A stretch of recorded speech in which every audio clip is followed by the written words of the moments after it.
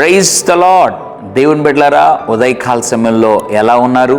మీరందరూ కూడా దేవుని కృపలో వర్ధిల్లుతూ ఎదుగుతున్నారని నేను నమ్ముతున్నాను. మనలో చాలామందికి ఉన్నటువంటి ఒక చిన్న బలహీనత లేదా దుఃఖం ఏంటి అనంటే, అందరూ మమ్మల్ని దూరపరిచారు, అందరూ మమ్మల్ని మర్చిపోయారు, అందరూ మమ్మల్ని వెలివేశారు, ఎవరికి మేము పట్టటం లేదు, గిట్టటం లేదు అని చాలామంది ప్రియ దేవుని బిడ్డలారా కారణాలు లేకుండా వెలివేయబడిన, తృణీకరించబడిన, ఎన్నిక లేని విధానంలో వెలివేయబడే పరిస్థితిలో ఉంటారు.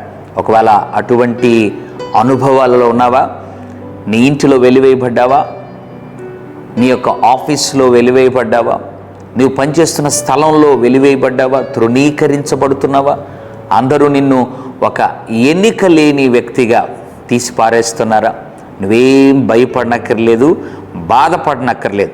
అటువంటి పరిస్థితిలో ఉన్నవారి ఎడల దేవుడు ఏమై ఉన్నాడో ఈ ఉదయకాల సమయంలో ఒక అద్భుతమైన మాటను దేవుడు జ్ఞాపకం చేయాలని ఆశపడుతున్నాడు. 1 కొరింథీ పత్రిక 1వ అధ్యాయం 29వ వచనం, ఎన్నిక లేని వారిని దేవుడు ఏర్పరచుకొని ఉన్నాడు.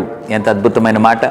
లోకంలో ఎవరైతే ఎన్నిక లేకుండా తృణీకరించబడతారో వారిని దేవుడంట ఏర్పరచుకొని ఉన్నాడు. ఉదయకాల సమయంలో దేవుని సేవకుడిగా తెలియజేస్తున్నాను, నువ్వు ఎంత వెలివేయబడతావో దేవుని ఏర్పాట్లోకి అంతగా రాగలవు. దేవుడు ఎన్నిక లేని నిన్ను, నీ కుటుంబాన్ని, నీ బిడ్డలని ఆయన ఏర్పరచుకుని ఉన్నాడు. త్వరలో దేవుడు నీ జీవితంలో గొప్ప కార్యాలు, నీ కుటుంబంలో గొప్ప కార్యాలు జరిగించడం చూస్తావు. పరిశుద్ధుడా తండ్రి, నీకు వందనాలు. ఎవరైతే ప్రభువా ఎన్నిక లేని వారము అని, తృణీకరించబడిన వారము అని దిగులు పడుతున్నారో వారిని జ్ఞాపకం చేసుకోండి.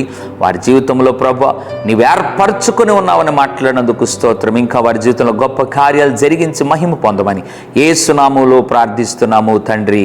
ఆమెన్. God bless you.